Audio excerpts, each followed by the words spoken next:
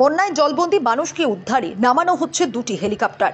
অমরপুরে অবস্থা ভয়াবহ, তাই সেখান থেকেই প্রথমে হেলিকপ্টারের মাধ্যমে উদ্ধার কার্য চালানো হবে, জানান মুখ্যমন্ত্রী ডক্টর মানিক সাহা।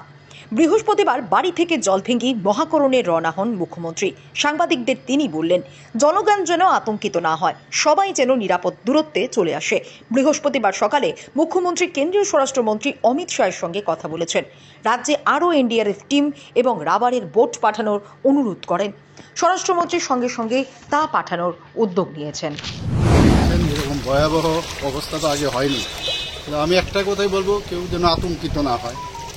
এবং আমরা এর আগেও বারংবার মাইকিং করেছি যে সবাই যেন চলে আসে, ঘর থেকে চলে আসে। অমরপুরের অবস্থা একটু খুব বাজে অবস্থা সেখানে। তো আজকে সকালে আবার আমি মাননীয় হোম মিনিস্টারের সাথে কথা বলে উনি আশ্বস্ত করেছেন এবং উনি অনেকগুলো দুটো হেলিকপ্টার পাঠাচ্ছেন যাতে এয়ারলিফটিং করা যায়। তাছাড়া এনডিআরএফ টিম অনেকগুলো পাঠাচ্ছে। আর ভোটের কথা আমি বললাম, রাবার যে আমাদের ভোটগুলো আছে সেগুলো তো একটু বাদে এইগুলো সব পৌঁছে যাবে।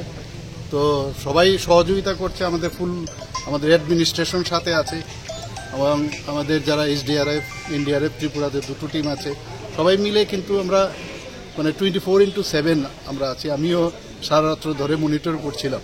তো এখন তো ঘুমের বিষয় না, তো ন্যাচারাল ক্যালামিটি ভেরি ডিফিকাল্ট না, তো এটাকে তো আমাদের হাতে নেই। তবুও চেষ্টা করছি সব জায়গায়। এখন আবার যাব অফিসে বসে আবার মনিটর করব সব জায়গায় কি কি হচ্ছে।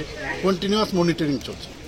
নদীগুলির কেমন অবস্থা? হাওড়া নদী, গোমতী নদী, কোথাও কোনো লিকেজের খবর না? লিকেজ কি নেই। আমার সাথে একটু আগে সেক্রেটারি মহোদয়রা এসেছেন, বাড়িতে কথা বলেছেন যে এটা অ্যাকচুয়ালি লিকেজ না, কিন্তু যেখানে লিকেজ হচ্ছে সেগুলোকে ওরা বন্ধ করছে। মানে এরকম অ্যালার্মিং কিছু না, কিন্তু ডেঞ্জার লেভেলের অনেক উপরে জল যাচ্ছে।